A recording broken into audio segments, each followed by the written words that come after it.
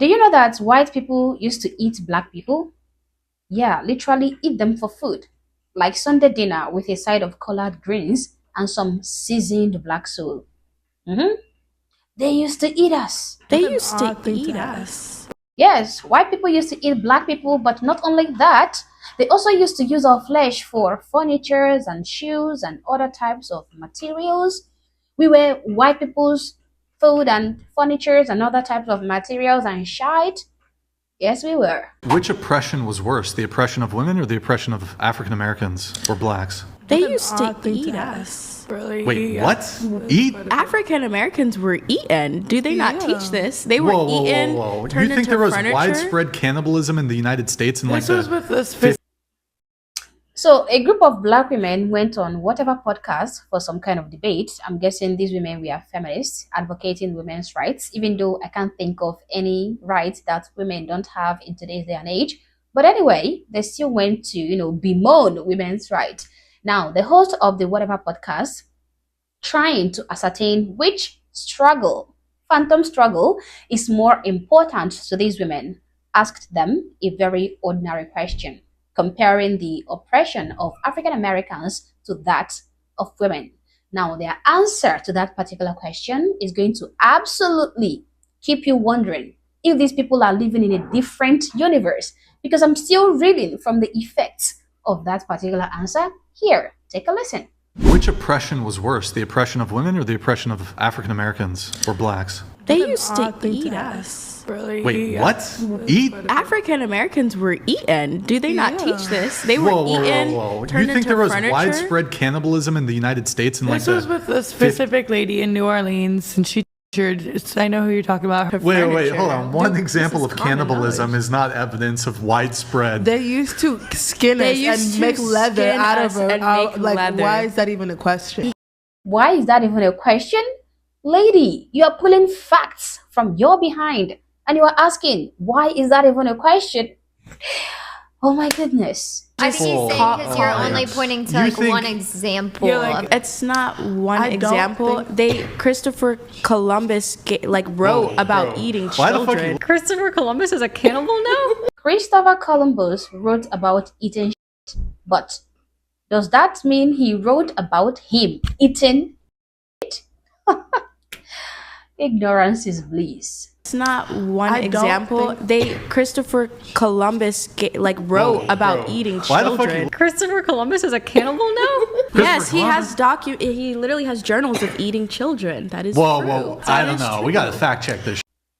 Now, as ridiculous and as ignorant as these claims are, I'm going to try my best to approach this situation with reason and common sense, because these women making these claims obviously don't have thinking cells in their brains. That is, if they have any brains left, because I have realized that TikTok University and critical race theory have completely fried people's brains. So I'm gonna try to be applying common sense here. Now, we know that their claims of white Americans eating black Americans is not just absolutely ridiculous, but exactly false. There was no real evidence that white people in America ate black people for food. And we are going to humor these women by taking a look at the two sources they mentioned in this argument, which is Christopher Columbus writing about cannibalism in America and the 2014 literary book called The Delectable Negro. Now, first, Columbus. Now, this study claimed that Christopher Columbus wrote about eating people, but I immediately knew she had no idea what she is talking about, because this was just something she overheard from her equally brainwashed critical race theory teacher or acquaintance, because she has not even read the book herself. In fact, she doesn't even know the name of the book in question, because if she did, she would have known that Christopher Columbus was writing about other people eating human flesh, not himself. Now, the book in question is captioned The Journal of Christopher Columbus, or Diary of the First Voyage, 1492 to 1493. It was a journal documented by Christopher Columbus. Now, in this journal, Columbus records reports from the Taino, that is the Arawak people, about the Caribs, people whom he called Cannibal or Carib, okay? A group of people from other islands who were said to raid, capture people, and eat human flesh. He describes the Carib people as fierce warriors who ate their enemies, contrasting them with the more peaceful Taino people he encountered in America. So the black women don't know this because they haven't even read the book. They're just regurgitating what they heard from other critical race theory enthusiasts. Again, Columbus made his first voyage to America in the year 1492, which was when he wrote this particular journal, 1492.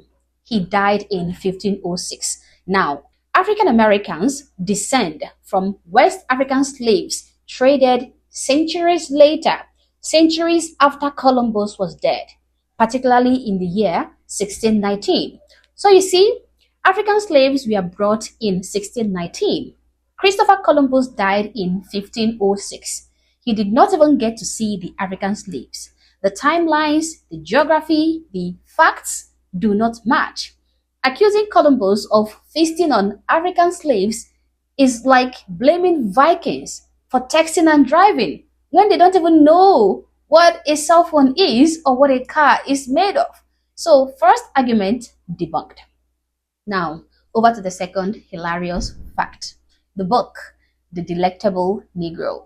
These ignorant women were too fast to judge this book by the cover, just by the title. They heard the word delectable and they immediately assumed that it was a cookbook on how to prepare black flesh. But hey, they couldn't have been more wrong because this book isn't some old, dusty history textbook full of primary sources proving mass cannibalism banquets. No, it is a 2014 academic literary study.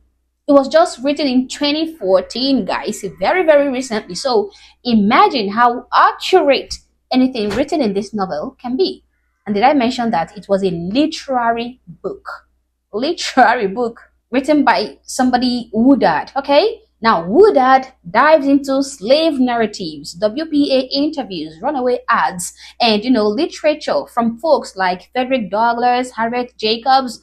He exposes how enslaved people experienced and described their exploitation as consumed body, soul, labor, sexuality, how they were consumed, okay?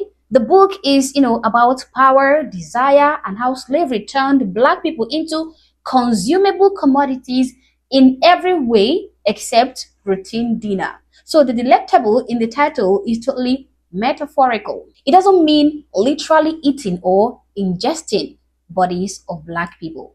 These women would have known that if they had tried reading past the title of the book. One of the literal eating of black people's bodies, which these black women like to mention from this particular book, is the case of Nat Turner, the 1831 Virginia rebel who led a bloody uprising, killing dozens of white men, white women, and children.